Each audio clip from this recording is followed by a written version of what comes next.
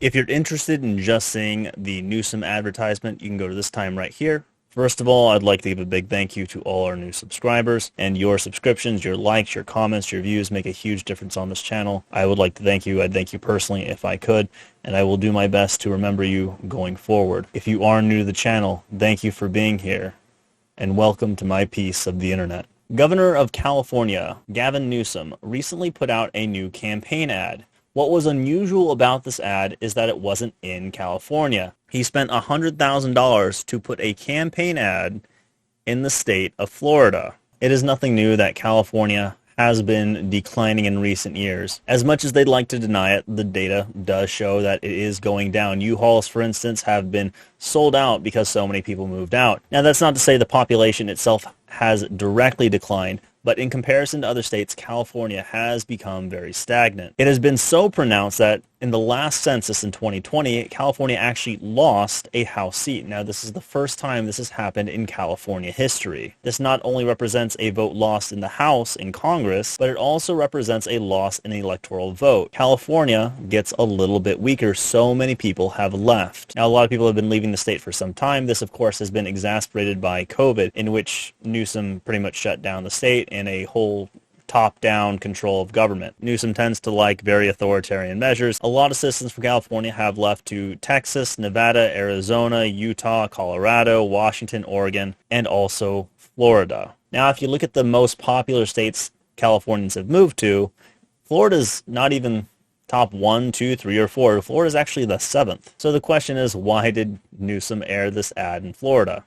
A part of me wants to believe that he's afraid, that he's begging people to come back to California. Keep in mind that he did just sign a record-breaking budget, and California does get a lot of its money from taxing its citizens into poverty. California is the highest in the nation when it comes to sales tax, income tax, and gas tax. It also has extremely high property tax, and it also has high taxes when it comes to manufacturing, meaning that if you want to make anything in the state of California, it's going to cost more. California is also famous for getting the least bang for their buck when it comes to those taxes. For instance, when it comes to the gas tax, California, of course, has the highest gas tax.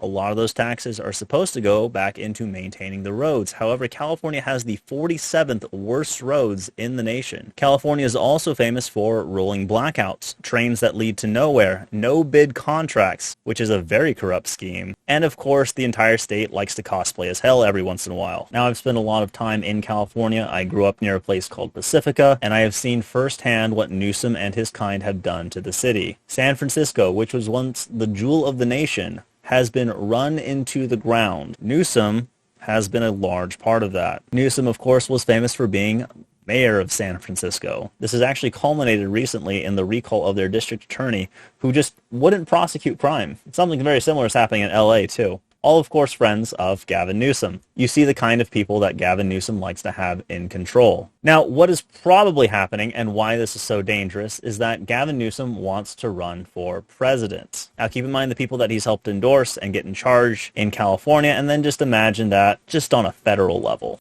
Now, Gavin Newsom is as spineless as they come. He is a weak man in search of power, and he's probably the least deserving of it. And that's why he put an ad in Florida. For over the past 2 years, DeSantis has received a considerable amount of airtime. Gavin Newsom wants the spotlight on him. So what does he do? He puts an ad out that is going to make some controversy. He doesn't like that DeSantis has all the publicity that he does not. He is a hypocrite. He's also a smart man, but he is a hypocrite. Think of like if Littlefinger was running for president. That's Newsom. Anyway, I'm going to show you the entirety of his ad, and then we'll break it down, and I want you to see it in its entirety. I want you to see what he spent $100,000 on, and I will see you on the other side. It's Independence Day, so let's talk about what's going on in America. Freedom, it's under attack in your state. Your Republican leaders, they're banning books, making it harder to vote, restricting speech in classrooms, even criminalizing women and doctors. I urge all of you living in Florida to join the fight, or join us in California, where we still believe in freedom. Freedom of speech, freedom to choose, freedom from hate, and the freedom to love. Don't let them take your freedom. Paid for by Newsom for California Governor 2022.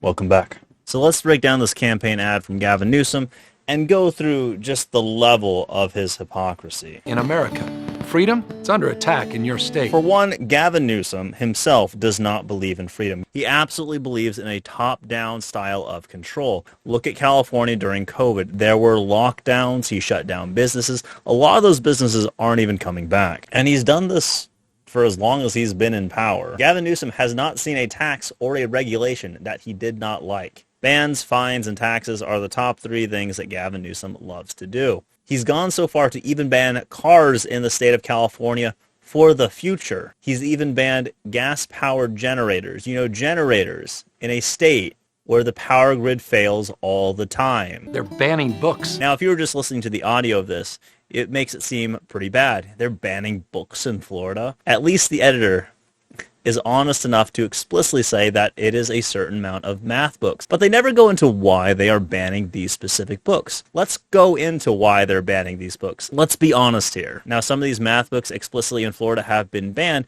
because they are using race to teach math. The math books are effectively acting as a propaganda tool. I'm going to show you some images now so you can see explicitly what we're talking about. And here are some of the examples. The bar graph differences among age groups of implicit association tests that measures level of racial prejudice, racial profiling, political affiliations. What, me, a racist?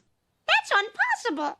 They are using propaganda to teach math. There is a reason, and it is a pretty good reason why these are banned. These are terrible ways to teach math to kids. There is another part of that component that is being banned, and that is called social and emotional learning, or SEL. So a lot of these books also have a SEL objective, and they are ways to teach social and emotional learning. I personally don't know how I feel about this particular one. I haven't seen a lot of data on that. Weighing in on the racial one, I think it's pretty bad to teach a racial bias, especially at that young of age. If you want your kids to be taught racial biasing, go for it.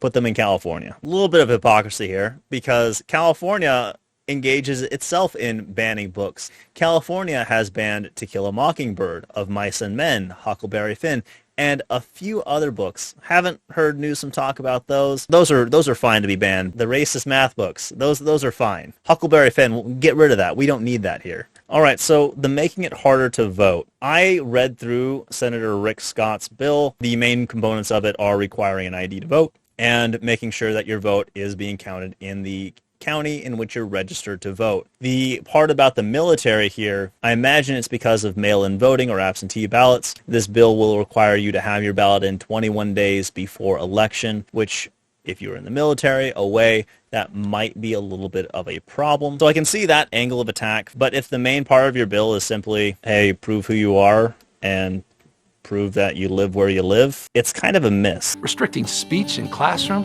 All right, so this one was kind of hard. Couple things going on here. Gavin Newsom says restricting speech in classrooms. The commercial says ban marginalized Florida children. Those seem like two different things. Restrict speech, ban the children. So I had to look it up. Now, the lookup for this, once again, if you're reading this, it doesn't say what this is explicitly targeting. It just says the Palm Beach Post. So I believe this is referring to the Parental Rights and Education Bill. This was mainly meant to stop teachers from talking about their sexual preference and sexual identity or orientation or whatever to their kids.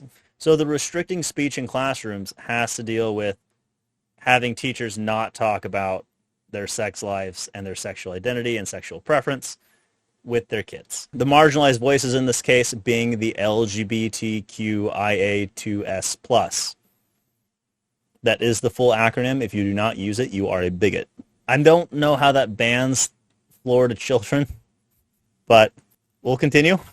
All right, so the criminalizing women and doctors. Now, with the overturning of course, Roe v. Wade, the decisions are turned back to the states, and the states can vote on them all they want. California, the limit for abortion, I believe, is 23 to 24 weeks. After that, it's a big no-no. Florida is having it done at 15 weeks, banning most abortions at 15 weeks. So not even all abortions at 15 weeks, most abortions at 15 weeks. Just for comparison, let's see how Florida does compared to most of Europe.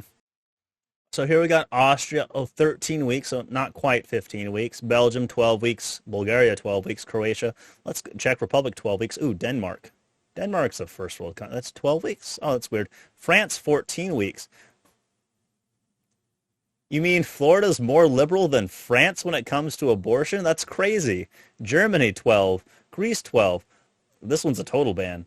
Poland, total. Nope, no. There are exceptions, of course. Obviously, there should be.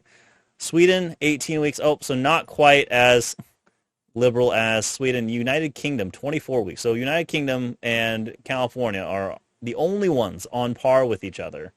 Interesting. 15 weeks is pretty liberal compared to the rest of the world. You have 2 extra months in California to decide if you want to kill your child. So good luck with that. You're free to kill your child for an extra 2 months in California. That's the freedom Gavin Newsom's protecting. Once again, this seems like a very weak point to hit Florida with, considering there are other states that go even further than this.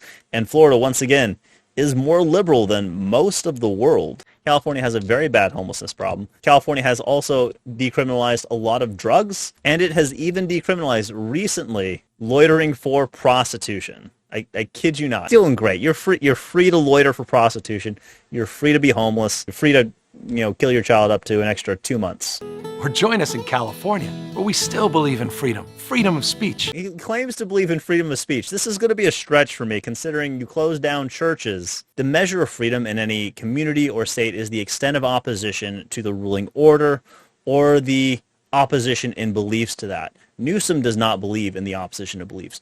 It is not freedom when your protesters believe the same things you do. Keep in mind, California recently tried to recall Newsom, and he called the people that tried to recall him racists and extremists. A good 2 million people signed the petition to get him on the ballot, to get him out of governorship. The opposite of that freedom, the belief in established ideas or of state-guaranteed benefits, is the abandonment of liberty itself. That is what Gavin Newsom likes. Gavin Newsom likes when you protest, when he agrees with you, and will shut you down if you do things that he doesn't like. For instance, have outdoor church. Meanwhile, he'll encourage, protests for things that he does like.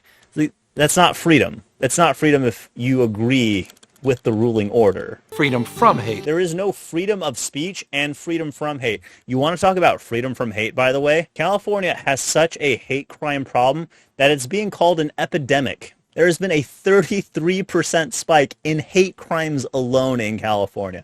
So you want to talk about freedom from hate? California is not that place. Gavin Newsom does not believe in freedom. Gavin Newsom doesn't believe in the First Amendment. Gavin Newsom doesn't believe in the Second Amendment. Gavin Newsom avidly hates the Second Amendment. Gavin Newsom does not like opposition ideas. He will not tolerate opposition ideas. And he's probably one of the worst people that you could ever have to be on a federal stage. Give me more power and I will eventually give you the utopia that I believe I can, and it will never come to pass. They will take everything and give nothing. Anyway, that's all I'm going to have for you today. Don't let these despots trample your liberties. You are a free people. Act like it. That's all for me today. Thank you for being here. Thank you for your likes, subscribes. Thank you for watching, and I shall see you again later.